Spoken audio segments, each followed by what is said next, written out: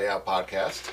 I'm Greg, and I'm here with Paul and Angel. And on this episode, number 6, we're going to talk about Maul Shadow Lord, episode 6, Night of the Haunted. Hunted. Night of the Hunted. Why did I write haunted? Maybe it is haunted. Maybe I could write it right. I don't know. Shit, now I have to look. I think it's the Hunted. This episode contains spoilers for Maul Shadow Lord, episode 6. Please do not watch this episode until after you have seen Maul Shadow Lord, episode 6. It would make sense for it to be the Hunted. I'm pretty sure it's the Hunted. Night in which they I'm pretty sure it's the Hunted. A night in Oh, which they are Jesus. hunted. Anyway, while you look that up, the episode starts out with Maul training with his new fixed leg. And, this scene was pretty awesome. Mm-hmm. Like, he does that, flip where he, drops his lightsaber and catches it. I thought that was, incredible. It was awesome. Yes, So- it's hunted. So I almost thought there might have been a little bit of mocap suit in his little training thing there. Yeah. Because anytime there's a slightly slower motions, that's where my mind automatically goes to. But then there were also the really quick motions. So I would like to personally find that out. Was there a mix of true martial arts in there? So when I watched that scene, I definitely got the vibe that there was some mocap going on, but it had a very kung fu Chinese swordplay when he was single bladed. Mm-hmm. That he does this one. I like the trail with the blade. That reminds me a lot of the Japanese stuff. It has that trail on his blade every time he swings it around. Yeah.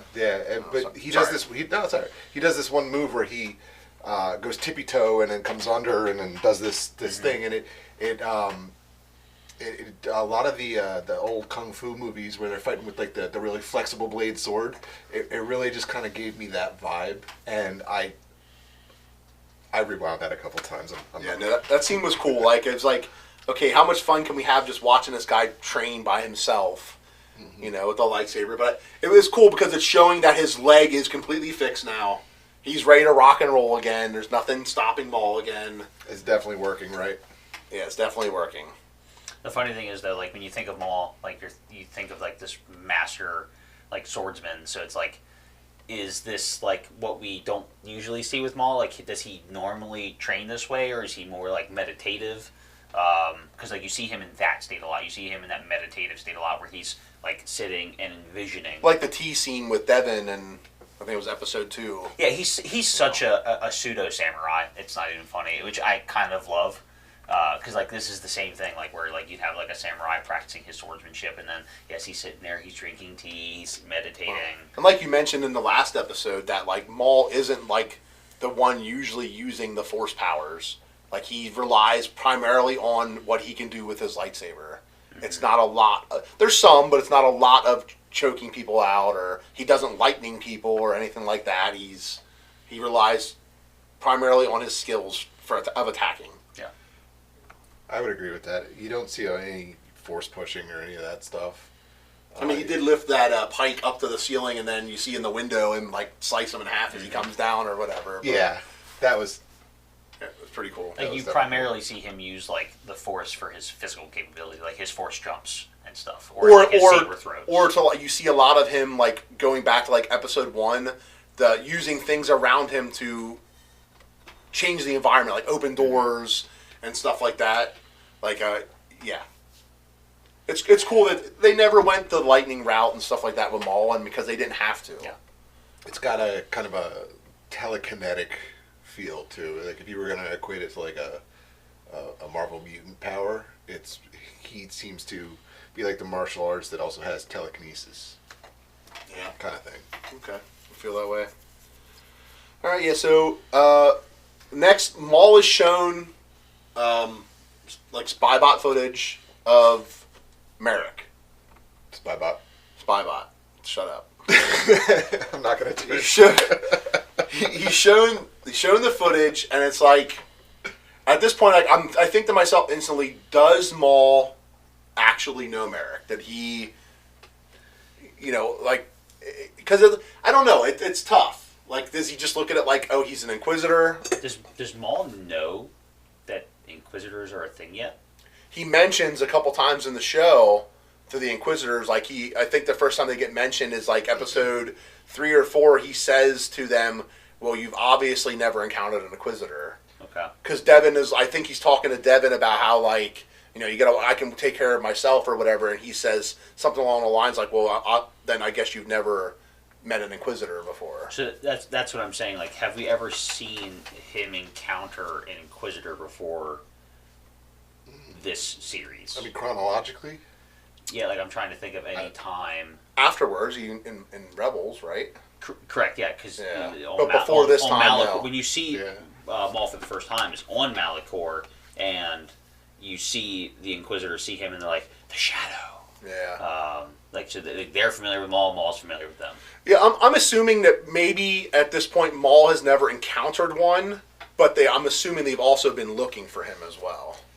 Yeah, I would say that he's Insidious, and in Insidious' mind, he's probably still enemy number 1. I don't know, top 10 most wanted. I would say that in the world of rumors and the underworld, and how everybody kind of finds out about stuff, Maul would have at very least heard of the Inquisitors and what they're doing, and the fact that they're out hunting Jedis. Correct me if I'm wrong, but I feel like I heard him say the term Jedi Hunter at some point as well. Yeah, I'm not sure. Which is what the Inquisitors were. They were Jedi Hunters, yeah. Yeah, I mean, in the books and stuff, there's always like the Jedi Hunter terminology, but they just like changed it to Inquisitors. Yeah, I mean, and they do, and at certain points in the lore, they talk about how Mandalorians equipped themselves specifically to be capable of fighting Jedi, and that when they became, bounty hunters and stuff, sometimes the targets they were sent after were Jedi. Oh yeah, I'm sure there was a period later in the Empire where they used bounty hunters a lot. I mean, obviously, no disintegrations. Yeah, the classic Boba Fett stuff, Mm-hmm. But so next we're back to the Lawson residence, and Devin and Dacky with tea time with Devin and Dacky, Uncle Dacky, and Lawson pretty much is like, "You guys got to go. Mm-hmm. Like we can't do this. Like you're putting," and they are. This is where I didn't agree with this part. I know you said about it. We talked in the last episode. I feel like the Jedi would have never put them at risk like that. Yeah, it definitely wasn't a move that I could see Devin making a desperation move. But yeah, Dacky going to Lawson did not feel like a Jedi, because you're putting an innocent at risk, and you know that the Empire is going to ferociously hunt you. So now if there's any camera footage or anything, they're no longer, you can't talk your way out of it anymore. Mm-hmm. Yeah, definitely. He just, to me, it's like if he was not willing to steal the food because when he was starving in the beginning of the series, why would he then be willing to put other people's lives at risk?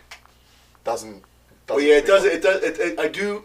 Like I said, I just don't agree with that. I don't. Do you think maybe it's he knows he has to get Devin off world, and he's like, I'm running out of options, and maybe it's the only cracks left that he could potentially sneak through? If it's the only chance, their survival is. He's mentioned it multiple times how their survival is very important. Because obviously, I think attachment is something that a Jedi. It's one of their biggest struggles, right? Attachment. Dacky clearly has attachment to Devin, like even though he kind of keeps certain distance, he allows her to get arrested. If he had true attachment, I would compare Anakin to Ahsoka, he would throw a fit about that, not oh hey, go get arrested. So I think that he's more of a true Jedi master in that aspect. But is he reaching the point of desperation where he sees Devin is being manipulated by Maul, and he's maybe I have to get her off world. I have to do something about this. This is my only option.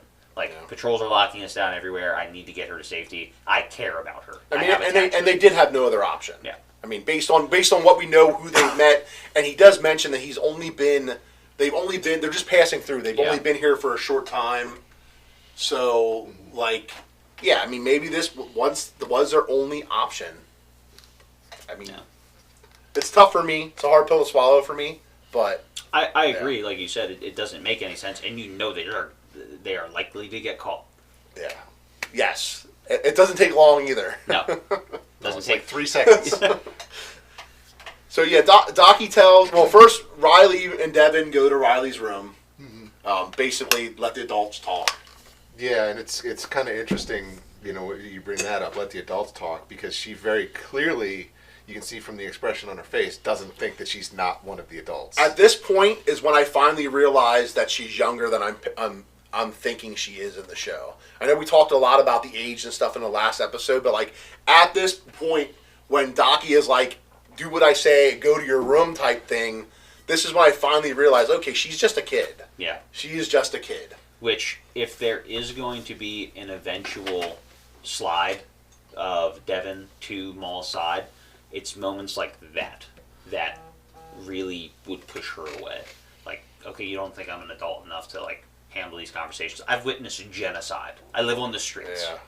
Like, I've seen how dark this world can be. You can't keep something from me. Like you Typical rebellious kids. Yeah, exactly. So, and what does a teenager do? A teenager rebels and goes and hangs out with the bad kids. Yeah. Docky does tell, next he tells the story of the purge of the Jedi Order to Lawson. Yep. And he pretty much is there hoping that Lawson can help get them off planet. He doesn't know how, but he's hoping that that's something. Now, I have a question Lawson for you, Paul. Yeah. We, from our third-person audience perspective, we see how obvious it is that, when Docky and Devin go to Lawson, they're going to get caught, right? As the audience, that's painfully obvious. But when you take it from the perspective of Docky, who really doesn't know everything that we know. He also, at this point, has no clue that Lawson was interrogated by an Inquisitor. Right. So he doesn't know this either. Right. So from that perspective, do you think it's feasible that he might not realize quite just how likely it is that they're going to get caught if he goes to Lawson? No, I can agree to that too. Back to it though. Let's just say if he was going to make communication with Lawson, I do not believe going to his house was the good idea. I mean, wait in the hallway until he comes out, to go to work. Fucking parking lot. Or what? Yes, like whatever. But yes, it is what it is. Mm-hmm. You had to get Devin and Riley to meet at some point. Yeah, it is what it is. Like it's Jedi make mistakes too, Well, Yeah. Angel, what do you think the significance of the Devin and Riley meeting thing is? I think the main thing is that you're seeing the situation through kids' eyes. You're seeing her age too. Exactly. That's the main significance, and like especially when he takes her into the room and he's like, oh my room's messy. Yeah. I gotta clean up everything. There's a girl in my room. We did learn something awesome though, because I think we questioned it in one episode. Mm-hmm. The sport that Riley plays is called Bodekin. Yes, it's Bodekin, but there's another name for it in something else. Is it? This was something completely new to me. I was not familiar with this. There's a different term. I don't know if it's a comic book term or like a Legends term or what have you, but it's like Smash Ball or something. Yeah. No, not Smash Ball. Smash Ball's a game, but it's something ball. But no, it's Bodekin in the. Well, Stick looked to me like it was kind of a cross. You know the handball thing. Yeah, the handball thing that you throw to your that and a lacrosse stick. Lacrosse, yeah. It looked like it was a cross. But I thought it was. That's a lacrosse ball. That's lacrosse. I thought it was. I thought it was pretty cool though. Like they showed that like sports sequence, and they didn't really show a whole lot of it. And I'm like, they're probably never saying anything. And then the fact that they mentioned what it was called, and he mentions to her like, oh, you don't know sports, and she's like, oh, like she's like the typical like, oh, sports, like no big deal. That's how my son would be. That's how my son is. My son knows nothing about sports, but and you sports. Yeah, he's gonna know about hockey by the end of the series, though. Isn't he? No, he's not. He could care less about that. But and you learn about the sport, and it's cool. And he's like, basically, this also proves that they're not here long. She knows nothing about this planet because it's extremely popular on this planet. Mm-hmm. This game, he mentions that a whole stadium that the huge stadium Empire stages out of. It's a huge stadium. Yeah, it's massive. Yeah, it's like football in Texas. Yeah, it for a kid. He's a kid playing in this massive stadium. Either that or Lawson makes some good money. He does. I don't think I've seen the guy sleep. So it just 24/7. He's drinking his calf 24/7. He must make that is definitely one thing that you always see him doing, though. He's drinking his calf. Drinking calf. Yeah, never seen him sleep, but he always looks tired. Yeah. I wonder if there's a little spice in the calf. Yeah, maybe something like that. So this is the point where you talked about it. Merrick finds them. Yeah. He starts by the classic lightsaber cutting through the door, which is a cool scene because they instantly, obviously, panic. Immediate panic. You know. And what do you think when that door came flying in? I mean, it was expected, but it was awesome. You know, it's yeah. I honestly thought this was going to go the other way around. That Maul was going to find them, okay, and going to explain to them because we saw that footage of Merrick. I'm like, he's coming for you. You need to go. Try to look like the good guy again. You know, I thought that's what they were going to do with that. I do like that. There was just a moment of questioning, like who is on the other side of that door? Yeah. Is it Merrick? Is it Maul? Yeah. Yeah. For sure. It's a lot easier with when back in the day with like the Jedi and stuff. You had different color lightsabers, like green. It has to be this person, you know. But with all the reds, it's different, you know. Yeah. So quickly, Lawson and Riley and Devin escape to the roof. While Docky and Merrick have a fight sequence inside the apartment. So the apartment just gets completely demolished. Yeah, there's nothing left of their little.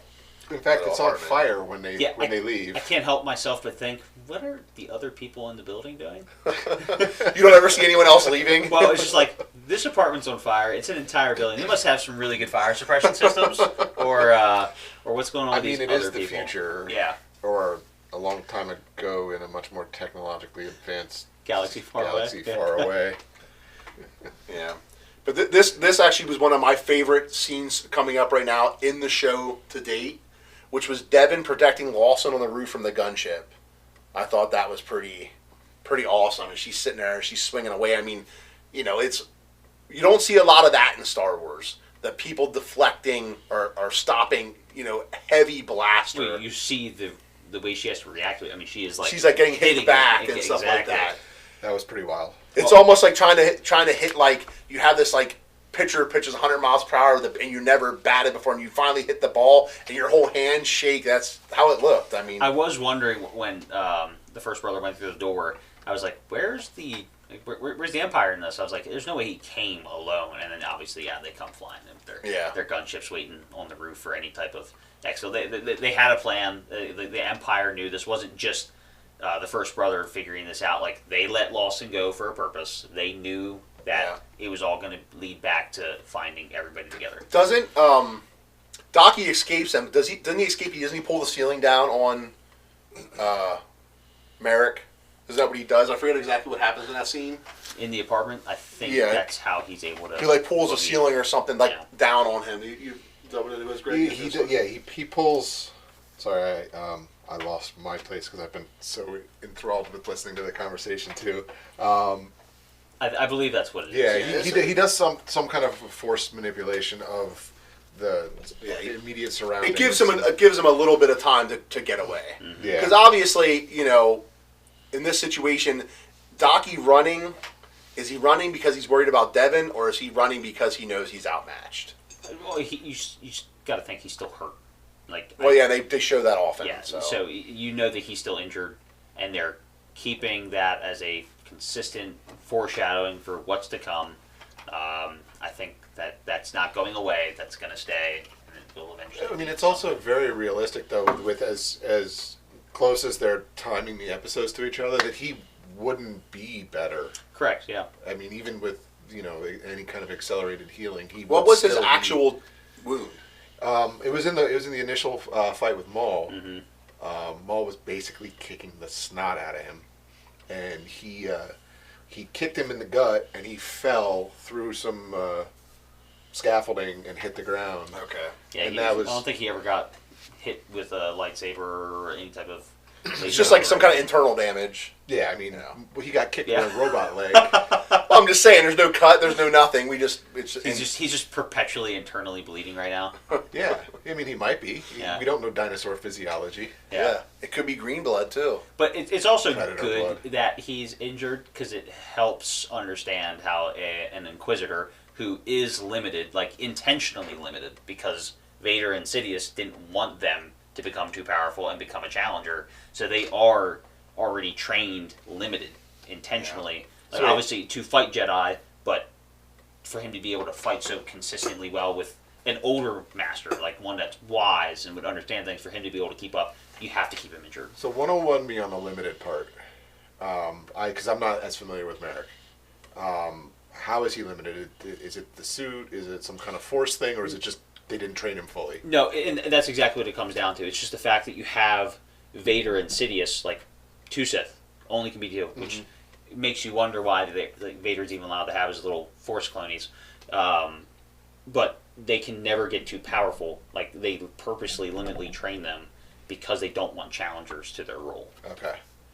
Yeah, I think they're also like they're not taught like the knowledge of the dark side. Yeah. They're not taught those mysterious dark side abilities that some consider to be unnatural. Sorry. I feel like they're mostly just fueled off of rage and anger and Well, once fear. again, a lot of the Inquisitors didn't want to be Inquisitors. Yeah. They were kind of tortured into it, Yep. you know. So, Daki then eventually, he gets to the roof, he assists with the gunship on the roof, basically tells Devin, like, get it. Like, we need the transport, take it over, pretty much. And she does that pretty cool, awesome jump on the thing and pulls the guy forward and hurts him and throws him back, and then she flips it out, gets in. It's pretty cool. I was trying to think back at a time in Clone Wars, even into the movies, apart from Order 66, is there ever a time where they're actually like Jedi killing TK troopers or even clone troopers? I know like everything around Order 66 they obviously are. Go ahead. There is actually an entire arc with it's I forget the Jedi's name, but it's one of the masters, and he is basically just using the clones like expendable droids, and they Yeah, you're talking about Krell. Krell. Yeah, Krell during Yeah. the Clone Wars Umbara episodes. Yeah, Yeah, and so General Krell. Yeah, he had forearm. That was a forearm. Yeah, it was right? a forearm guy. Yeah, Right, General Krell. right. He had like the weird like double like Yeah. fold out lightsaber Yeah. things. They were like super unique. Yeah, they were. yeah, so I think there's that instance of I meant for like because obviously Daki, Jedi Master, pure side of light. Apart from like Yoda and Obi-Wan when they storm back in to the Jedi Temple, and maybe apart from like I think of Kanan Jarrus at the beginning of the Bad Batch when he's forced to defend himself, or like any time that they're forced to defend themselves, I just feel like you don't frequently see Jedi just killing. Yeah, they will kill in defense. Yeah. But they're not just slaughtering. Yeah. I get what you're saying there. Like, and part of that could be still along the lines of like relationships with. I mean, I know they're not clones anymore, but like the relationship with the clones. Like, I mean, look at that. Look at Ahsoka in the last episode of Clone Wars. I mean, she refused. Like, even Rex is like, "You got to do this," and she refused to hurt these her brothers, like people she loved. You know, so maybe there's a little bit of that in there too. Like, you feel a little guilty for them because you know that it ain't their fault. Like I said, I was just curious. I was trying to think off the top of my head, and obviously I came up. I kind of named a Anakin bunch. did it that time. What's that? Anakin did it that time.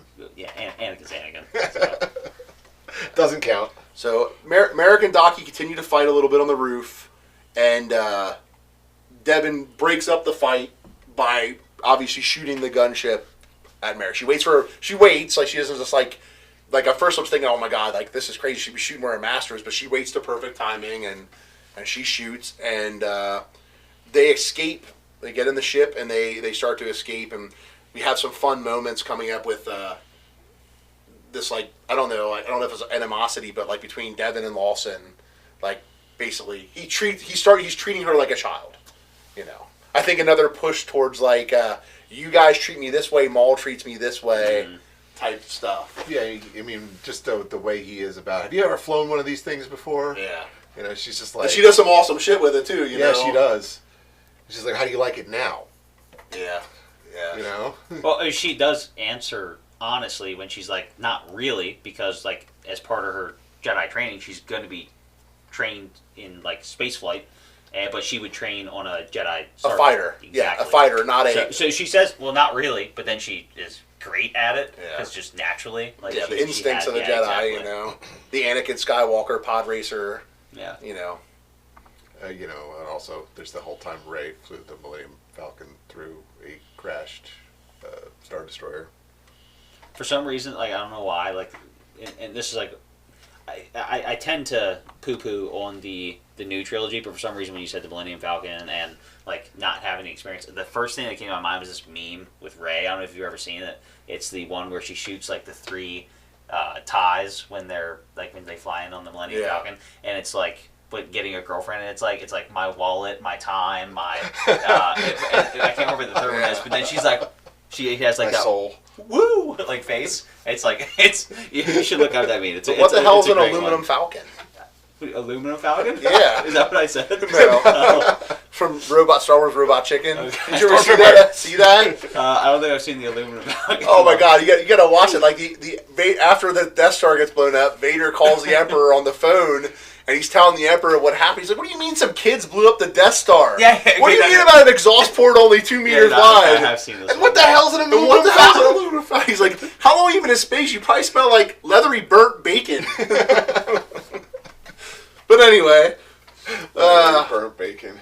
The gunship eventually gets, I think it gets shot in the wing. And it does start going down. I think it was the right engine. Okay, right? yeah, it gets shot and it goes down. Yeah, that's not the way. They don't crash it. Sorry. They don't crash it down. They do. It does go down.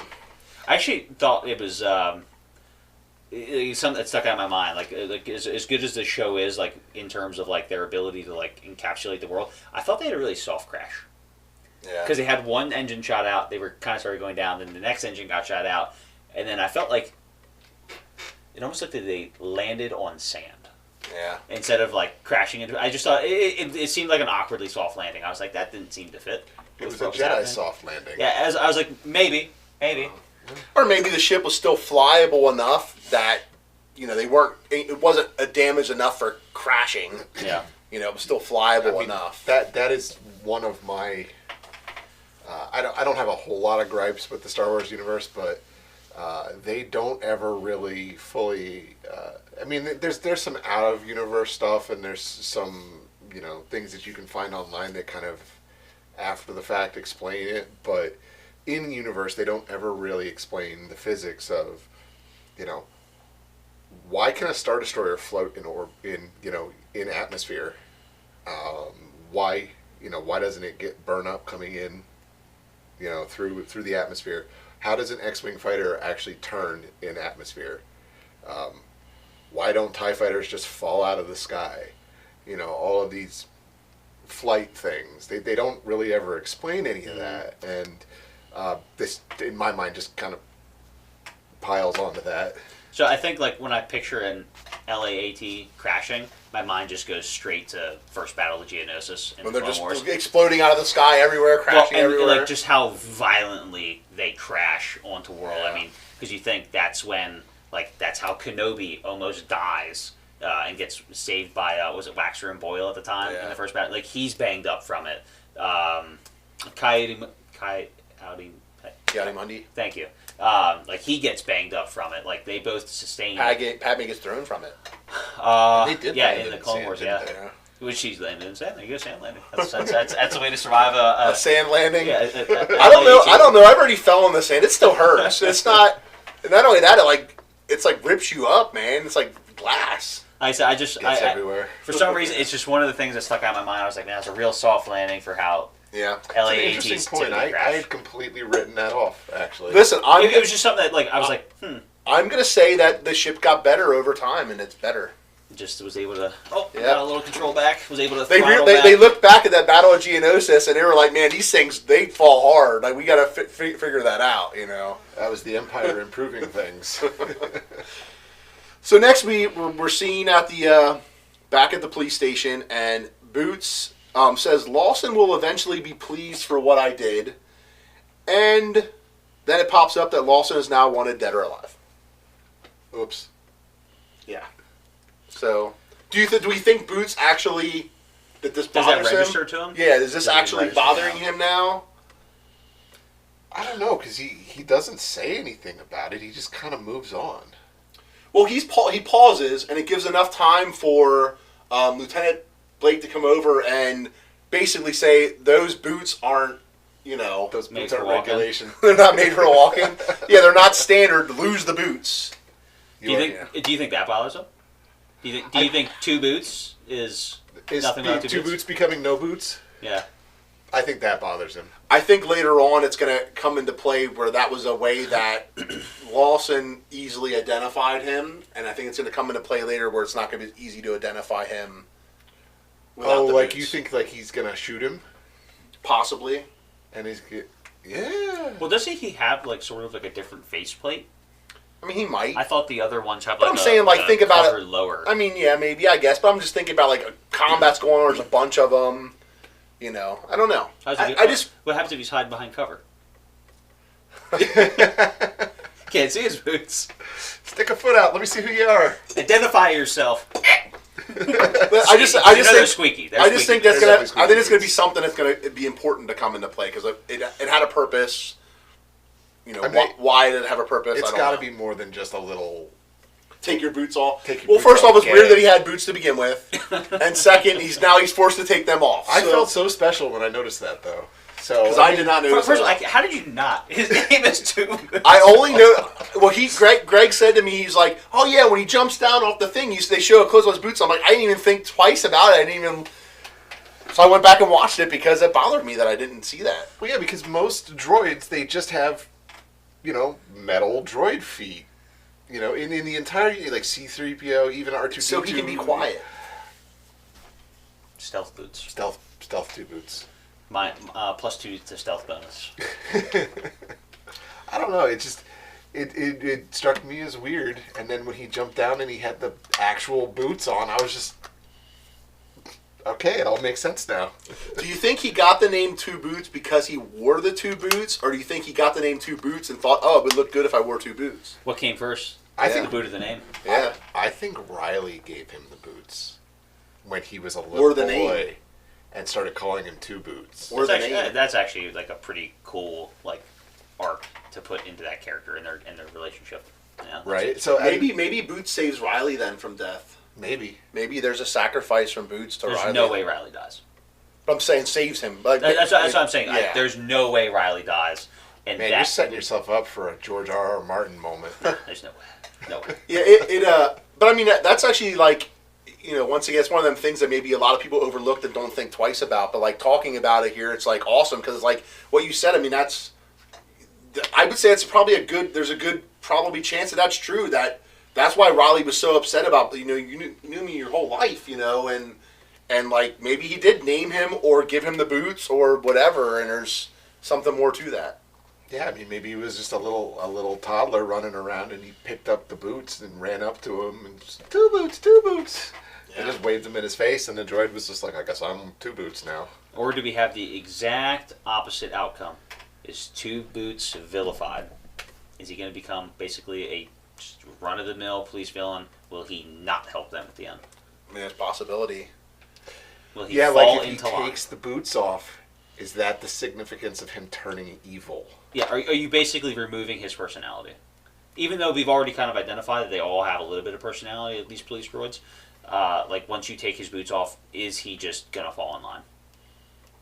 Is that the only thing that's keeping him like that? Is that the final connection between him and Lawson? Now that Lawson is wanted, if he's taking these boots off, is he going to work? It's almost like you got to think of like a dog canine, like when dog canine for police officers, like when they put that collar on, they're in work mode. When they take that collar off, they're not. So, it'll be interesting. Yeah, it's like with the Huskies. When I put the harness on, it's pull time.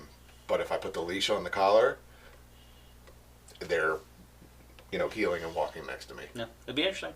Yeah. So Lawson takes his friends to meet an old friend, which we met in another episode, Rena. and they ask her pretty much to help them get off planet.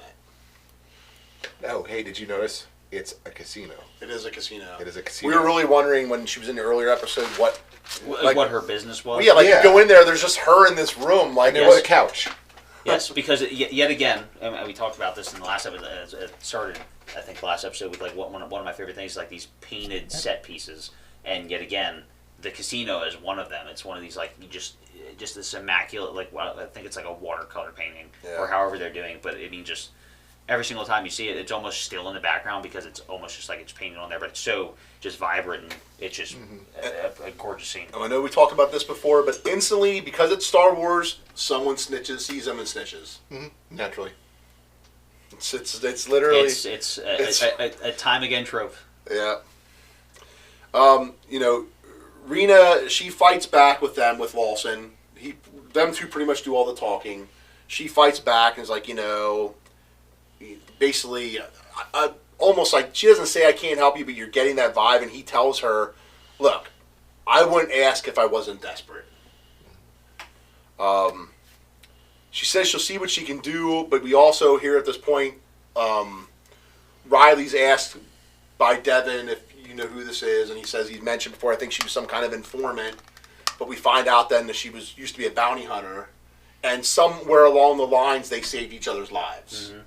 Yeah. Find out Lawson's a bounty hunter, like he was. That he might, and maybe he was. I mean, it would make sense if she was a bounty hunter, and maybe they were a team of bounty hunters working together.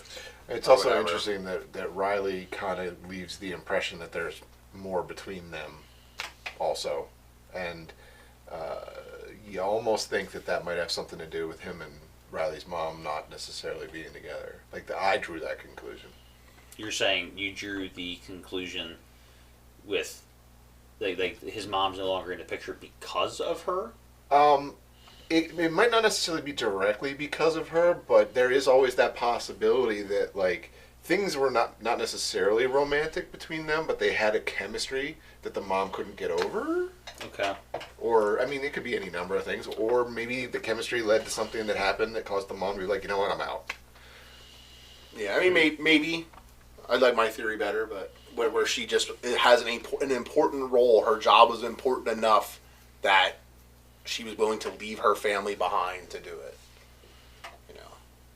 But we then go over to Rook talking to Maul, and they're once again, it's not a nice, friendly talking. She's upset, and she's basically like, you're going to go save the girl from the Jedi Hunter, aren't you?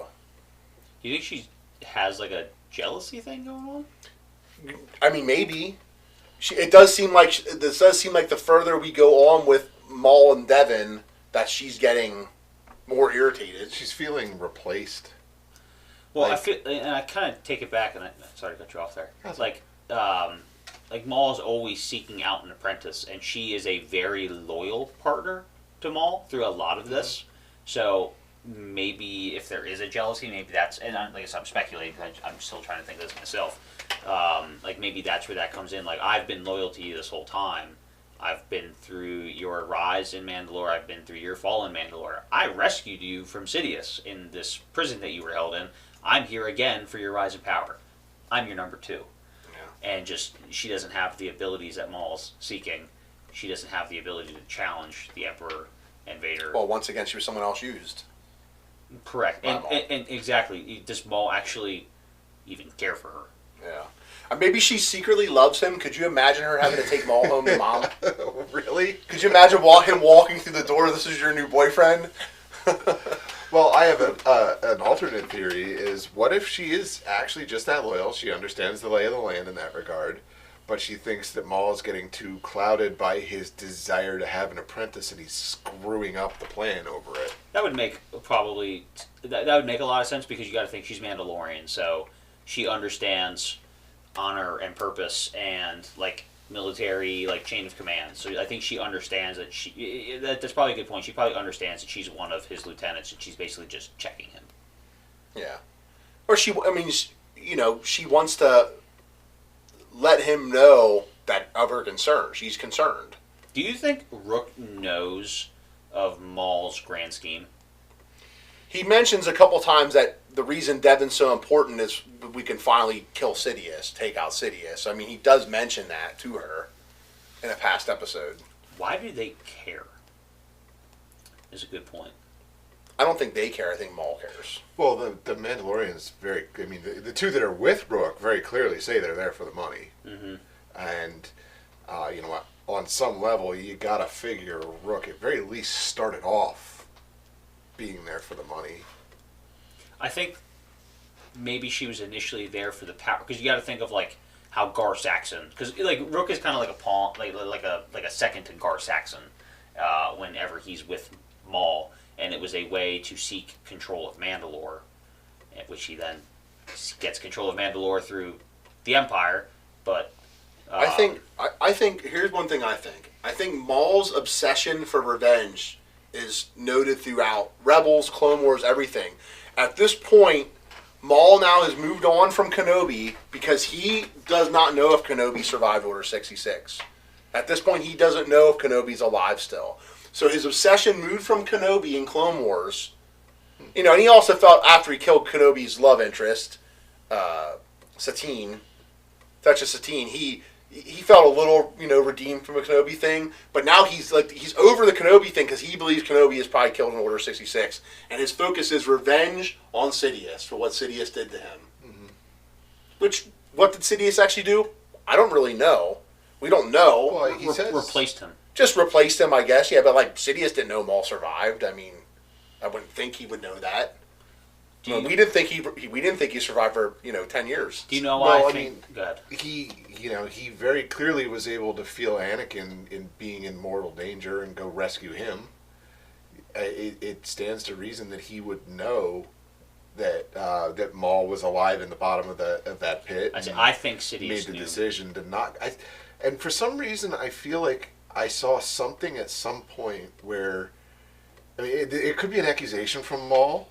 Or a confirmation, and I can't remember off the top of my head which one it is, but there was something I saw or read at some point about Sidious actually knowing that Maul was alive, but he was defeated by Kenobi and therefore too weak to be my apprentice, and he's cast out. And at this point too, we don't know for sure an exact time. At least I never seen anything, but he might have already moved on to the whole Count Dooku and Darth Tyrannus thing.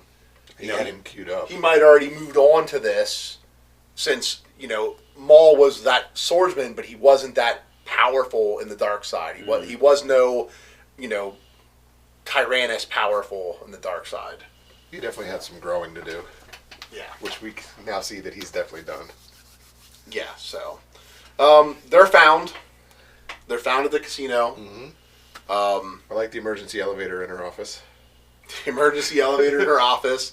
Lawson tells Riley to stay with Devin, and they take the elevator to the alley or wherever it takes them. That's the parking garage. Yeah, I was gonna say I thought it was a parking. I thought it was pretty awesome too when they're like putting them in the elevator and the door would open, like a trooper would come in and Daki would like kill that trooper, and another trooper would come in and he kills that trooper. The trooper spawn door. They didn't progress to the next part of the mission yet. That's why they're still spawning in.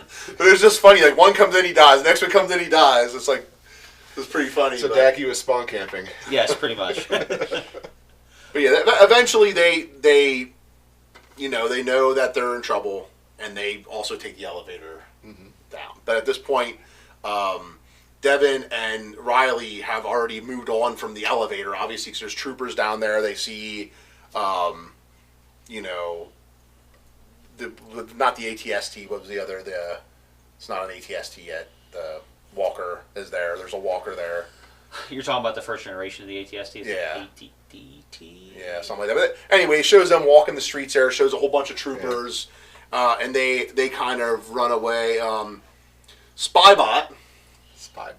I love Spybot. Lets the crew know where Devin and Riley are. Yeah, I say the crew. I say the crew because, I don't know what we should be calling.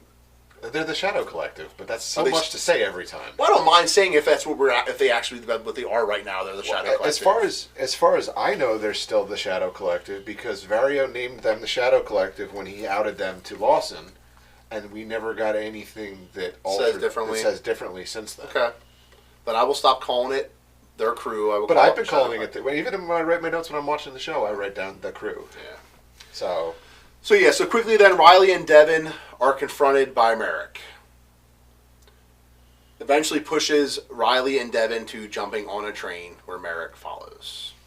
I thought it was very interesting that Riley was being the athlete that he is, was hesitant to He's jump jumping on a train, though. It was barely He's not a Jedi. Come on, I wouldn't jump on a train. I would. I wouldn't jump on a moving train. I'm pretty athletic. I don't know if I'm taking I feel like to a train. I feel like Angel has. No. You haven't jumped on a train. Probably not, because knowing me, I'd slip and I'd go under. Well, he also didn't live in the hood like I did, where the train was right across the street. Yeah. I never jumped on a train either. And also, for the record, I'm going to point out that I this is one of the few times that I've been around Angel that he hasn't been in a cast or on crutches or Jinx. Knock on something. This is real wood, right? Yes, real wood. Real wood donated for my work. So, and actually, the funny part is that it's usually either you or me. Yeah, I will admit that I don't know anyone more in my life other than you two that are injured more. I don't. They call me the lemon at work. The lemon? The lemon. Oh my god. So an epic fight breaks out between Merrick and Devin. Devin loses her lightsaber during the fight, and Merrick says, "Where is Maul?" Because she's supposed to know. And he appears and says, "I'm right here." Which, rightfully so, appears from the shadows. Yes. Shadows of the train. Well, actually, before you even mentioned that, I like that quick glimpse of him as the train cars are passing, and you kind of just barely catch him in between the train cars. Yeah. That, just such a cool piece. They've been doing so much with the shadow stuff. Yeah, which, like I said, I really appreciate, because it just kind of shows, it shows who's in control of the scene. Yeah. Yeah. Yeah, I mean, the fight between the three of them is awesome. It's the transition of her deciding she's gonna fight with Maul instead of against him. Well, her form also changes. I didn't notice that. You know, she's not now. She's more like the defense form. She's more like defense form. That's at least what I depicted of it. Like the team up form. Mm-hmm. You know, or like the classic Obi-Wan Anakin. One's attacking, one's defending type thing. They fight. It's awesome fight. Devin and Maul fight together. They fight. They make it very obvious they work really well together. And we get another glimpse of amazing music with a little bit of Duel of the Fates and stuff in it. Mm. But one thing I read that I was super excited to talk about, and maybe you guys didn't know anything about this or hear anything about this, that every time Maul swings his lightsaber in the series, if you would turn it up real loud, it's Sam Witwer screaming like Maul. Every swing is like Maul screaming every swing of the lightsaber. Yes. Did you do that? Huh? Did you turn it up and try it? No, I watched a video showing it. Oh, okay. And how it is, and it showed him recording the voice for those lightsaber swings and stuff. And it's real faintly in there, but every time Maul swings his lightsaber, it's not just the classic. It has that scream to it as well. That's wicked. That's such a Sam Witwer thing to do. Yeah, but it's pretty cool that they. I thought that was a pretty cool thing that they did, and so now you got to pay attention next time. I have to go watch. It is like when I watch, and you have to listen for it because it's obviously very low, but it's there every time. So every time Maul swinging his lightsaber, you're hearing that noise, like his pain and screaming noise. That's weird. That's just wild. So, I thought when because obviously Merrick can easily overpower Devin. I think that he's far out and wounded Daki. Correct, and so you have Merrick when Maul gets there. There's a part where it's Maul on one side, Merrick in the middle, and Devin gets to the other side. In that situation, I was like, "What's going? What's going to happen with him here?" And then obviously he quickly tosses Riley aside. Devin goes to help, and then there's that separation that he's able to gain again. But where you get the one thing we didn't really in this scene that was awesome is the Inquisitor pulls out the spinning lightsaber, and he's there with it, and then Maul double sides his, and he shows that like, you think that bothers me? Like he's sitting there freaking going crazy with the lightsaber and stuff like that. Maul doesn't change his. Like, there's no sense of shock. There's no sense of surprise. It's we're duking. He's pretty. To me in my head, I'm thinking Maul's thinking to himself, "Is this the best you've got to send after me?" Yeah. Like I really do think he is like conceited enough in this situation where he's like, "This is what you sent for me." Well, I think on some level he looks at this artificially spinning lightsaber, because I think it's cheating. And I think It's cheating. It's cheating.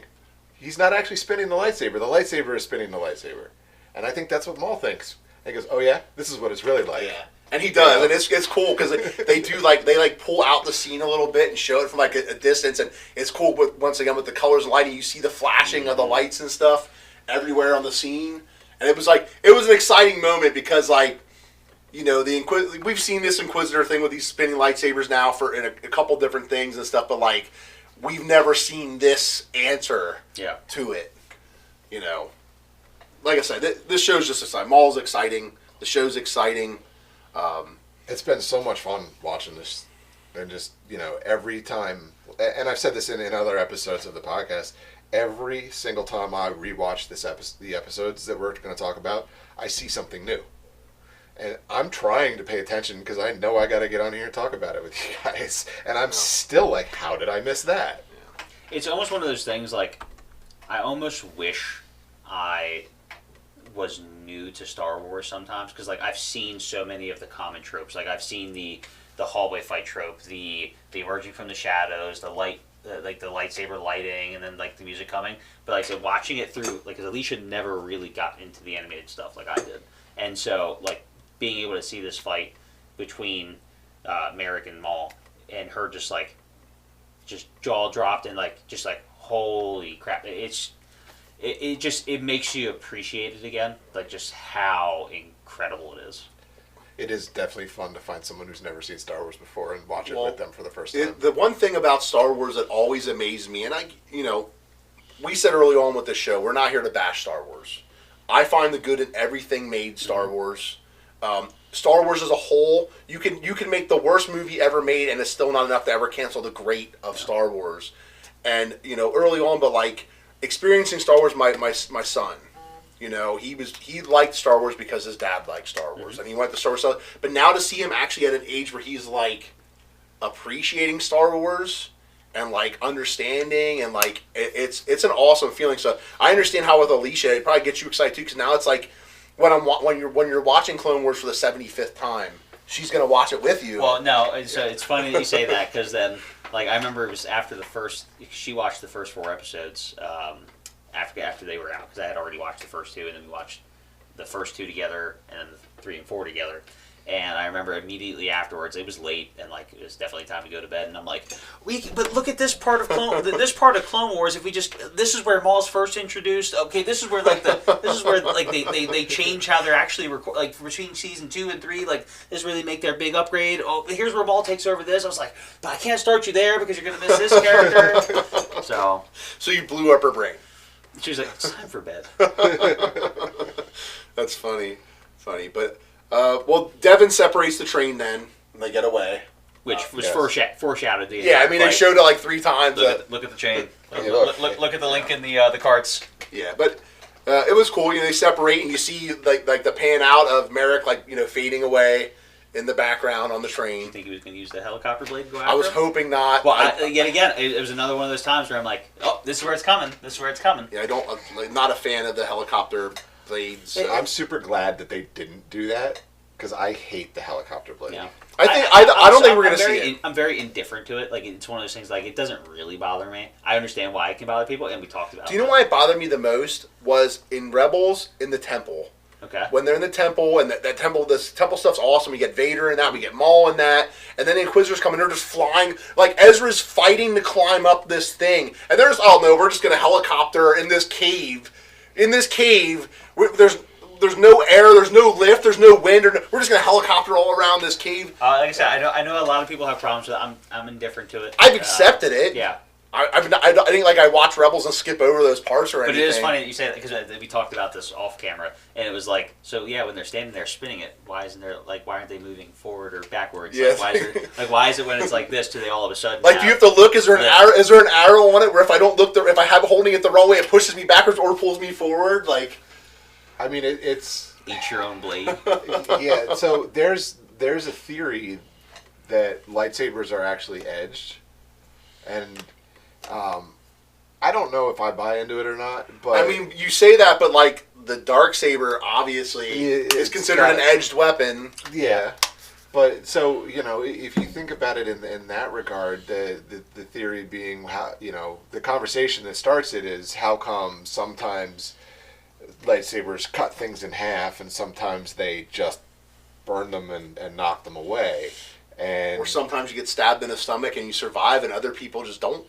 I mean, like Qui-Gon Jinn. Versus Sabine Wren. So I'm saying, like, it's Sabine Wren gets stabbed. Reba gets stabbed in the stomach. There was an entire series about the exact locations of the holes. Oh my god! And where the organs on the bodies would be, and there's this whole video, and I sat there and watched the whole thing, and I'm like, you know what? That actually makes sense. I will agree that Maul would probably be more knowledgeable in his stabbing, but I don't know. I think you should die from a lightsaber wound to the stomach. I do. Unless you have some kind of miracle thing going on that it happens, but, yes.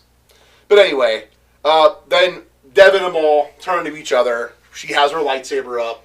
Maul extinguishes his. He's not going to fight her, obviously. And once again, an amazing quote from the movie happens.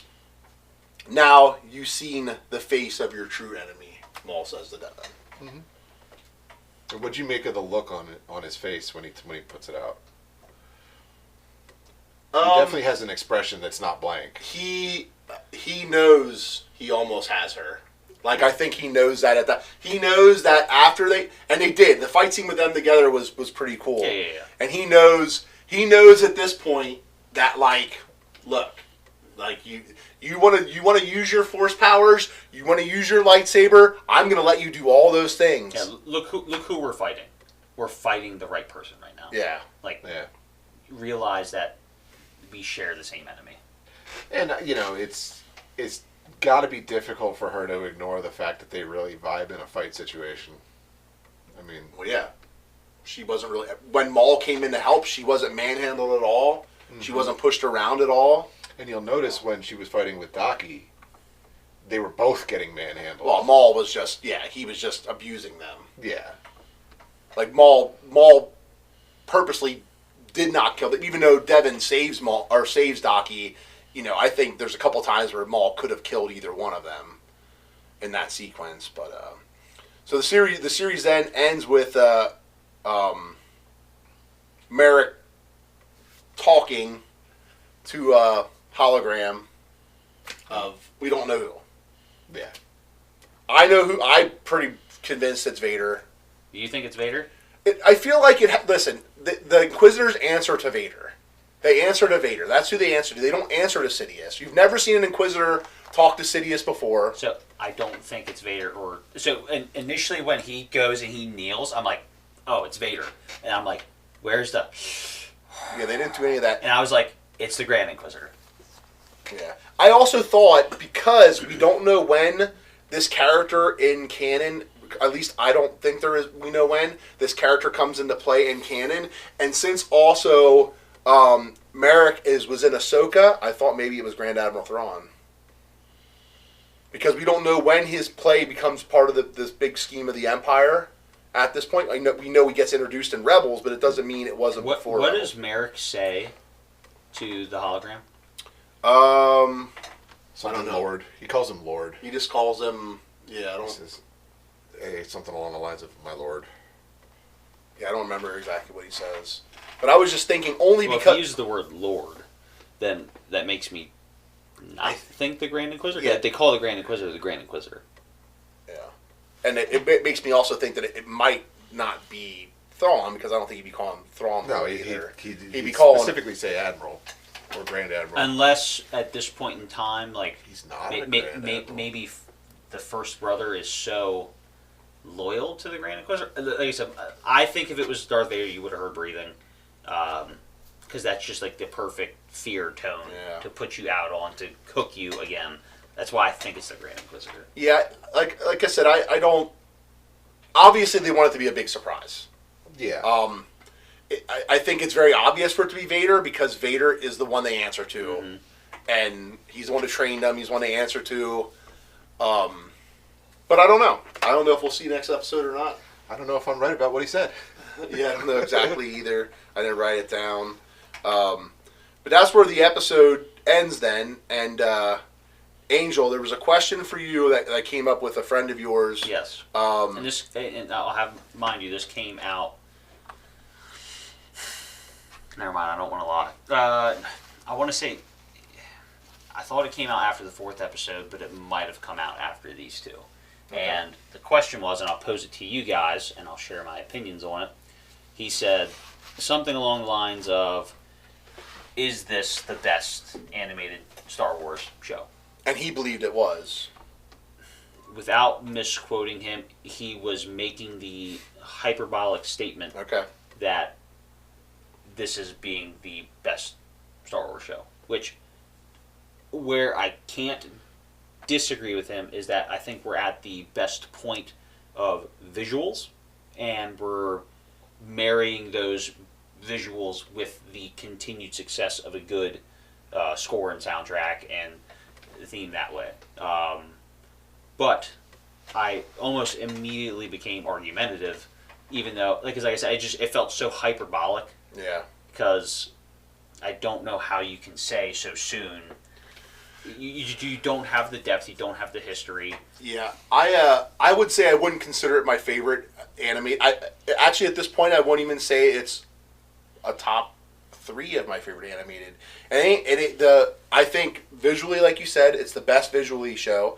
I think animation is the best animated show, and I think the music and the fight scenes are the best we've ever seen in the show.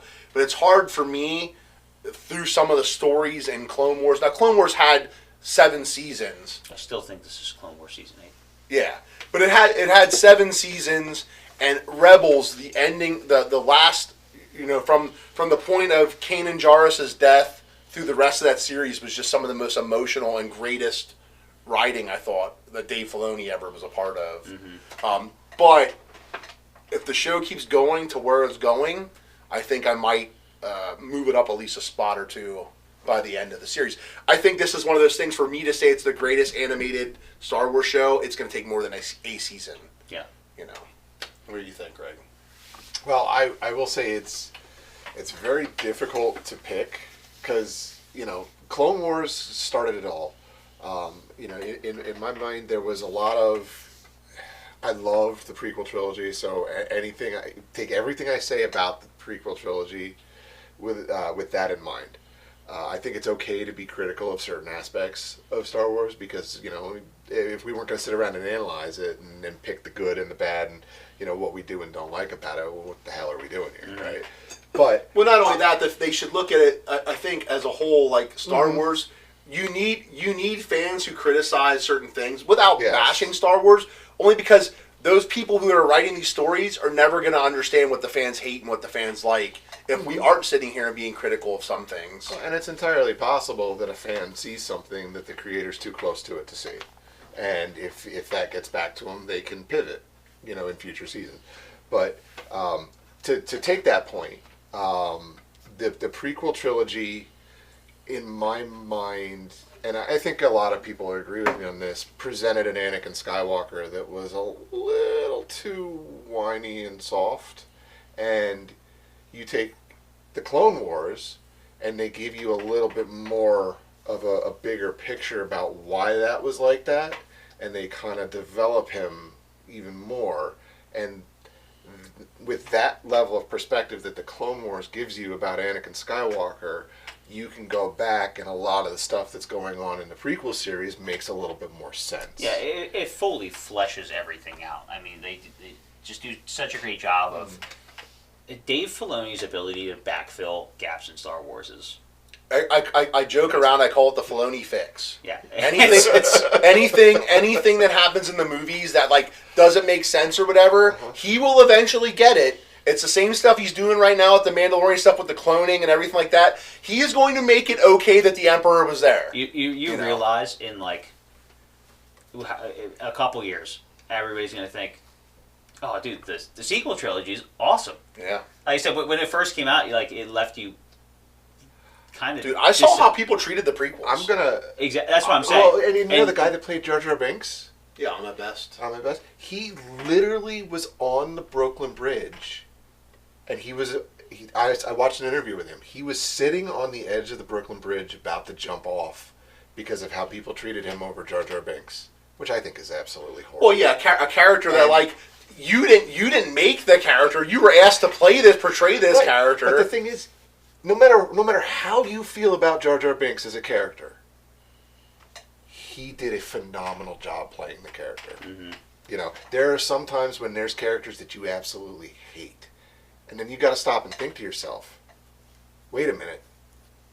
We're supposed to hate that character. And holy crap, he made me feel on the inside an absolute hatred for that character. Mission success. Right? Yeah, he was supposed to be an annoying character, and I think he was supposed to comically and annoy the fans as well, and he did. He did a phenomenal job. And but him coming back in The Mandalorian, I thought was like it was actually emotional for me because that was soon after you read all those things about him being suicidal and stuff like that. But him coming back as the savior of Grogu, I thought was pretty awesome. And and I liked it. In Clone Wars, he canonically consummates. There's an episode where he. All right, I'm gonna stop it there because we're a family friendly show. Yes, with the queen of that one world. Yes, that episode. Which, by the way, for Jar Jar Binks being such a hated prequel character in like the films and stuff, Clone Wars, he was great. I actually love him in the Clone Wars. Bombad Jedi is such an awesome episode. That is such an awesome episode. Yeah. Bombad Jedi, like. So. It was funny because the Legos came out and they made a Darth Jar Jar, and Logan wanted the Dark Millennium Falcon because he wanted the Darth Jar Jar minifigure. You know, it's like, but like you said, along the lines of like, you know, like I said, I call it the Filoni fix. The way people treated the prequel trilogy to now how the people love the prequel trilogy, it's almost as loved as the original trilogy. In some people, more. And, like, and, I would and probably believe me, be one of the people that lean more. And believe me, Attack of the Clones is my least favorite Star Wars movie. It's one. Episode 1 used to be until I thought about it a little bit harder over the years, and I was like, Episode 1 gave 2 of the greatest Star Wars characters that both die originally, Maul and Qui-Gon, in Episode 1, and that's why I couldn't hate on Episode 1 anymore for that reason. But to me, Episode 2, Attack of the Clones is my least favorite Star Wars movie. But I still love it. I still watch it often. Mm-hmm. I still love it because the clones are fun, you know?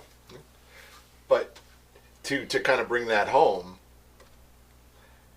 you know, as far as greatest goes, I think what Clone Wars was able to achieve with, you know, just that conversation that the three of us just had, just by me bringing it up, it speaks volumes to Clone Wars being the last 3 episodes of Clone Wars, which were brought out, you know, pretty new. When they brought it back, Revenge of the Sith was already by far the best prequel movie and is one of my favorite Star Wars movies.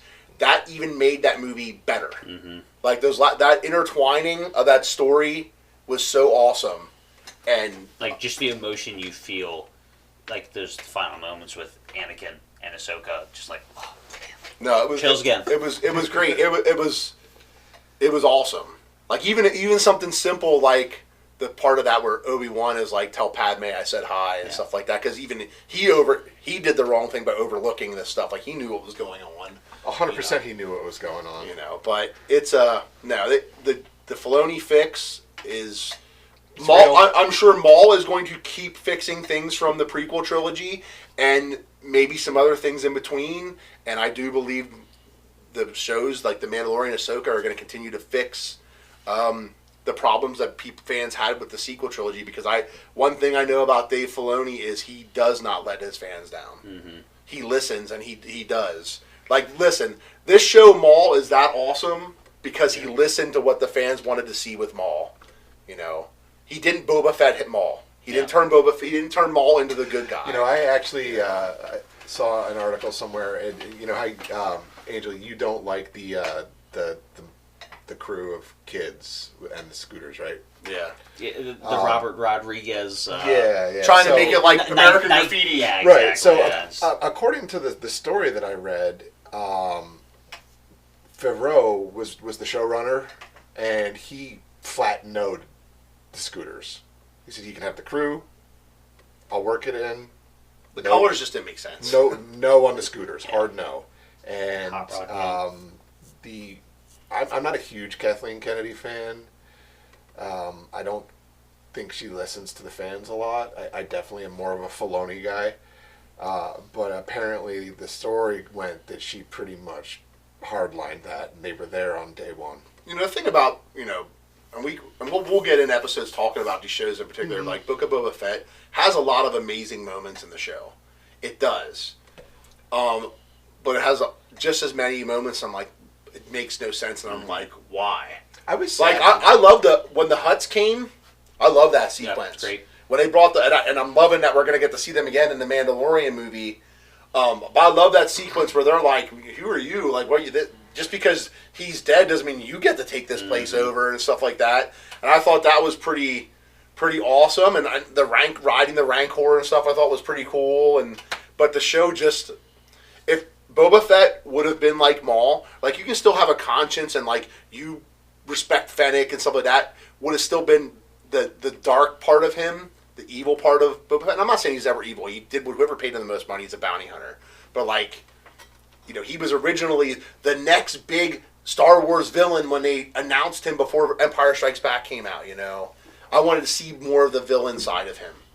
I'm not saying he couldn't grew a conscience with the Tusken Raiders. I thought that stuff was awesome. The tribal stuff I thought was great. I mean, they could have got a little more gritty with him at times. You know, Boba Fett wouldn't have like let these people do these things to him. He would have went and killed them. Is what Boba Fett would have done. Which you see and obviously we're getting off topic here. Yeah. But you see that when he fights those stormtroopers. Yeah. Like, just like his like ferocity. Like Fennec was the one. That's how Boba Fett should have acted like her when she went and destroyed everyone at the end of that series. Mm-hmm. That's how he should have been. You know. But anyway. Sorry. But you know, again, I'm going to bring it right back to that whole Clone Wars as far as animated goes, because you know the Filoni fix, the fact that it fleshed out all of this the stuff that we had questions about or weren't so sure about with the prequel trilogy. It just, and we got the rookies. Yeah. You know, and all the clones, and you got to meet more of the clones. They weren't just. The show did such an amazing job of making you. Like, every clone was different. Mm-hmm. It did such a good job. Like, we knew Gree, and we knew Cody, and we knew Rex, and we knew them all. Like, when it wasn't, they sounded the same, but when they talked, you knew who that was by the way they talked and stuff like that. Yep. Especially Rex. I mean. Do you remember the name of the 5 rookies? Fives, for sure. If I hear their names, I would know. So. I don't know if I'm going to be able to name them all. So obviously you have 5s. Yeah. You have Echo. Echo. They're the 2 longest lasting. I think one of the first ones to die is Cut Up. He dies on the Rishi moon base. Yeah. He gets eaten by the eel. You have Heavy, dies on the Rishi moon base, sacrifices himself. And there's one more, and it's the one that's eluding me right now. 99. I know it's not 99. Yeah. Echo, 5s, Cut Up, Heavy.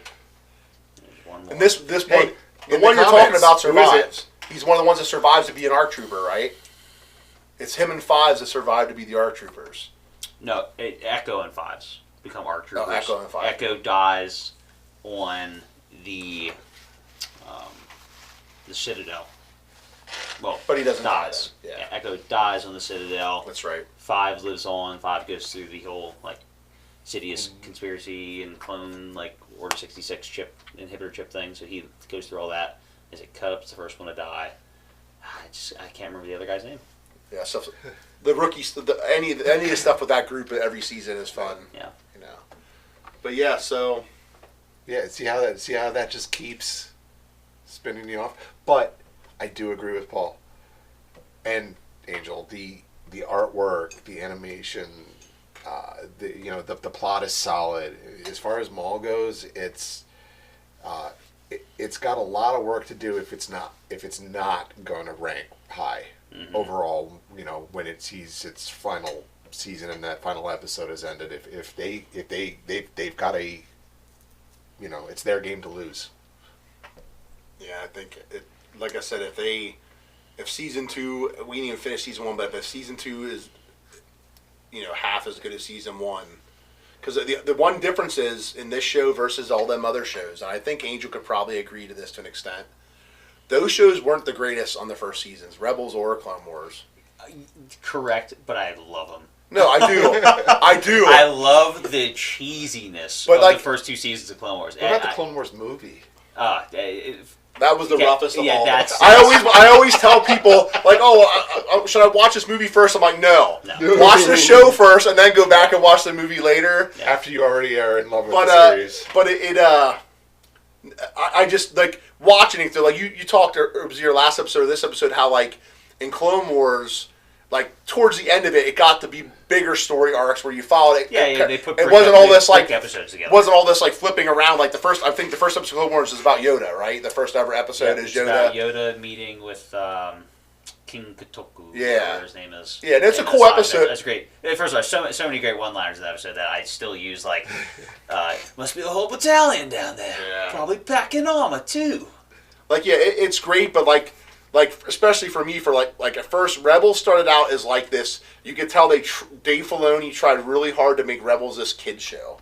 He really did, and by the end of it, it's such a dark show, a story. Well, it's the same thing with Clone Wars. Clone Wars starts out so much as a kid show. Like, point out a person dying in the first, like, well, that's a lot, because Shadow of the Malevolence, they literally wipe out entire ships. Yeah. But they're ships. Well, there's people inside the ships. Yeah. But they don't, there's no violence, like, cutting people down, but, like, that starts coming into Clone Wars the longer you go in. It gets so much darker. It's probably since they brought Maul in. They're like, there's no way we can have this guy in without killing people. And he just massacres an entire village the first time he's there. Yeah. But, like Rebels, I mean, I remember Rebels, like, I liked the first season, but it, like, I kind of was like, but then when, like, we really started developing, like, it was, honestly, for me, it was the backstory of Kanan Jarrus and the teaching of Ezra, and that's where it really caught me, because, like... Yeah, the first season is definitely the most kiddish out of all the Rebel seasons, and then I think it's, I said it's been a while since I've watched this, but I think it's the first...